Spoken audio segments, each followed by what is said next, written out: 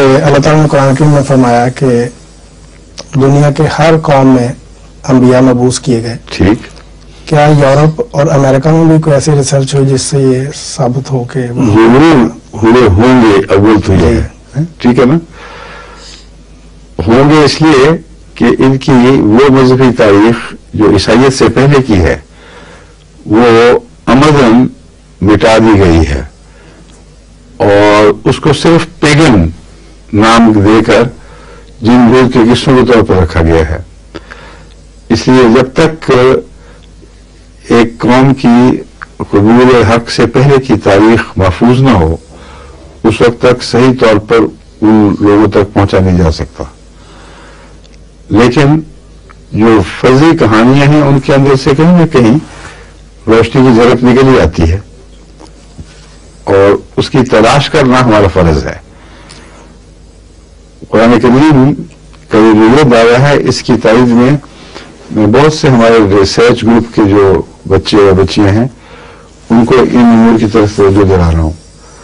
مثلا جرمنی میں جو ریسرچ ٹیم ہے اس کو میں نے معین ٹارگیٹ یہ دیا ہے کہ عیسائیت سے پہلے وہ خدا جس کو وطن یا وطن، میں تو اسے وطن ہی سمجھتا ہوں، وہ کہا جاتا تھا، وہ کیا چیز تھی، اس کا تصور کہاں سے آیا تھا، جرمن قوم کس طرح اس کو مانتی تھی، اس کے متعلق جستجو کریں. جب انہوں نے شروع کی تو اس وقت ہمیں مشکل یہ پڑی کہ لٹریچر تھوڑا ہے اور اکثر وہ ہے جس پر عیسائیت نے اپنی چھاپ ڈالی ہوئی ہے، اپنی تفہیم کی چھاپ، اور اسے کنڈیم کرنے کے لیے ایک بالکل ایسے عجیب رنگ میں پیش کرتے ہیں جو در حقیقت سائنسی نقطہ نگاہ سے قابل قبول نہیں ہے.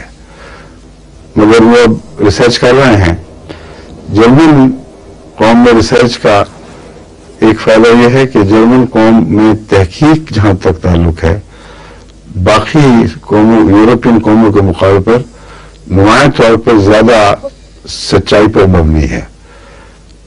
جتنے جرمن اسکالر میں نے صاف گوئی دیکھی ہے اتنی کم دوسرے اسکالرز میں دیکھی ہے.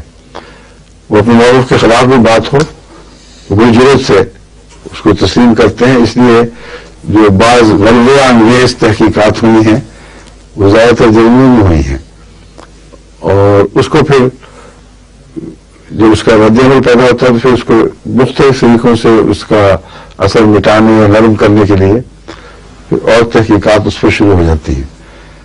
مگر جرمنی میں یہ مادہ ضرور ہے.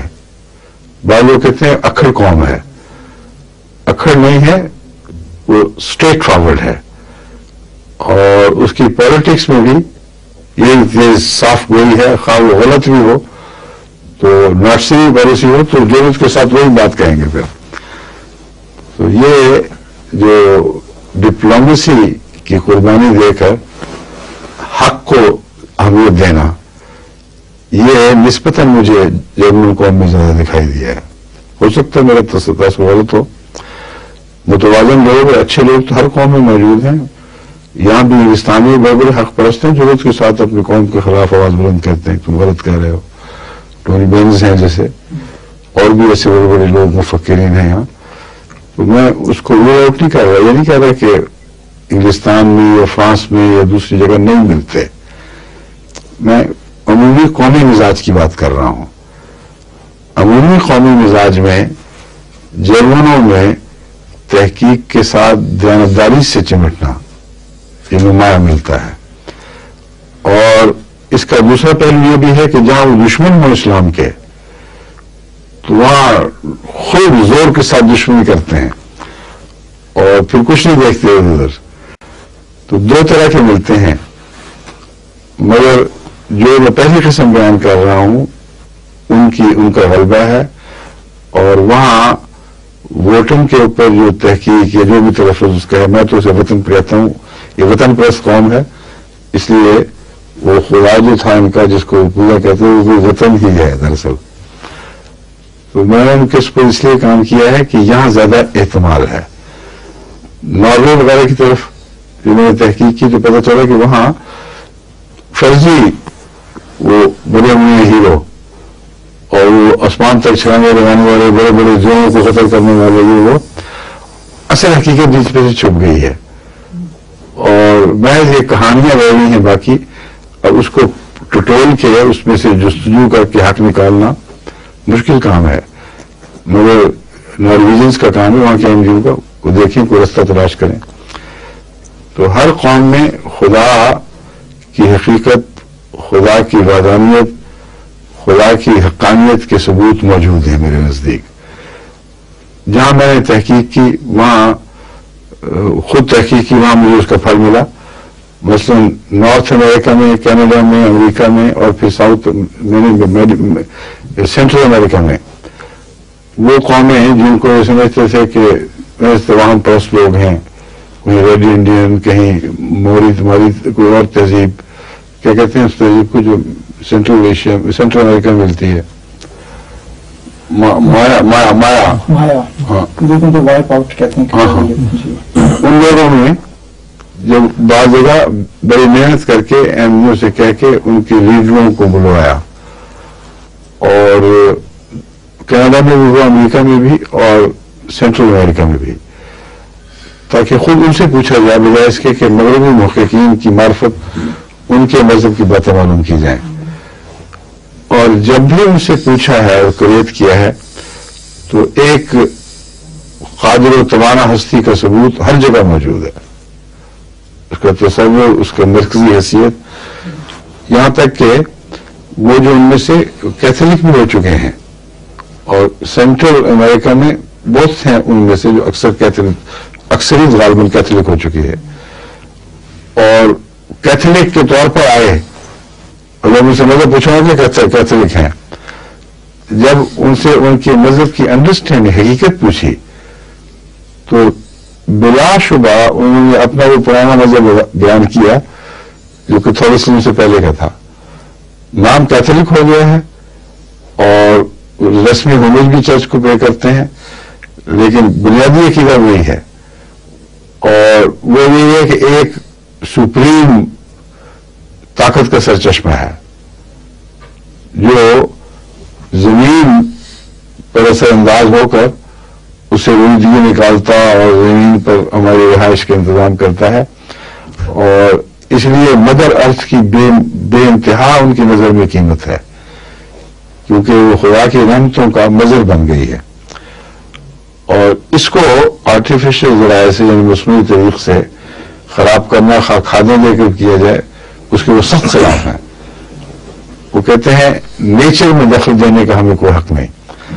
آج کل تو مغربی دنیا، ایڈوانس دنیا بھی واپس نیچر کی طرف آ رہی ہے، وہ ان کا مذہب ہے، اور اس مذہب میں نہ ٹرینٹی کا کوئی تصور، نہ کسی خدا کے بیٹے ہونے کا سوال، بالکل کوئی کچھ بھی نہیں. تو اس طرح جو میں نے نارتھ امریکہ میں پوچھا تو ریڈ انڈینز نے بلا استثناء یہی بتایا ہے کہ ہمارے ہاں جو عبادتیں ہو رہی ہیں مختلف قسم جو آپ سمجھتے ہیں کہ عبادت کرتے ہیں، کہتے ہیں یہ درست نہیں ہے. اصل تو ایک ہی آخری طاقت کا سرچشمہ ہے جو ہمارے لیڈروں کی معرفت، جو اس کے ساتھ اس کے ہاتھ میں اوریکل کا کام کرتے ہیں، ہمیں وہ پیغام دیتا ہے اور ہم اس کی پیروی کرتے ہیں. چنانچہ ان کے ہاں جو جادوگر کہلاتے ہیں نا، کہ سب جگہ ٹوٹم جادوگر وہ چیزیں، کہتے ہیں دراصل وہ ہمارے نزدیک خدا کا لفظ نہ بھی بولیں تو کہتے ہیں اس آخری طاقت کے سرچشمے اور ہمارے درمیان ایک ذریعہ ہیں پیغام رسانی کا. تو پیغمبر اور کس کو کہتے ہیں پھر؟ تو پیغمبری ہی سے بات شروع ہوئی ہے ساری، اور رفتہ رفتہ وہ پرانے پیغمبر ان کے جن کو پہلے خدا تعالیٰ کے اور اپنے درمیان وسیلہ سمجھتے تھے، ان کا مرتبہ بڑھانا شروع کیا اور وہ بڑے بڑے دیوی دیوتا بن گئے. ان کی عبادت نہیں کرتے مگر ان کا احترام اتنا ہے جیسے وہ گاڈز ہوں. تو ساری دنیا میں مذہب کی تاریخ ایک ہی ہے اصل میں. توحید سے شروع ہوتی ہے، شرک میں تبدیل ہو جاتی ہے، انسان خدا سے ملاتا ہے اور اس انسان کو خدا سے دوری کا ذریعہ بنا لیا جاتا ہے. یہ ٹریجڈی ہے مذہب کی جو خلاصتاً. تو آپ نے سوال اٹھایا ہے تو تحقیق کے لیے مجھے یاد دہانی کا موقع بھی مہیا کر دیا. یورپ کے جتنے ممالک ہیں وہ اپنے اپنے ملک میں کھوج لگائے. بڑے اچھے تعلیمی یافتہ ہمارے اندر موجود ہیں، طلبہ ریسرچ کے ہیں. وہ یہ ریسرچ کو ہی لے لیتے یونیورسٹیوں میں آسانی سے لے سکتے ہیں. یہاں رواج یہ ہے کہ عام طور پر یونیورسٹیاں ایسی ریسرچ پر طلباء کو لگا دیتی ہیں جو ان کے اعلیٰ مقاصد کو پورا کرنے میں ممد ہوتی ہیں. کسی کو پاکستان واپس بھیجا، وہاں کی تحقیق کو، کسی کو ہندوستان بھیجا. عملاً وہ سارا جو معاصر ہے وہ ان کا جو پولیٹیکل برین ہے آخر پہ اس کی خدمت میں کام آتا ہے. اور ایک اس بارے میں ایک امکان بہرحال کھلا رکھتے ہیں. یہ ان کی شرافت اور دیانتداری ہے کہ طالب علم کو موقع ضرور دیتے ہیں کہ اگر وہ چاہے تو اپنے لیے کوئی اور فیلڈ تجویز کرے.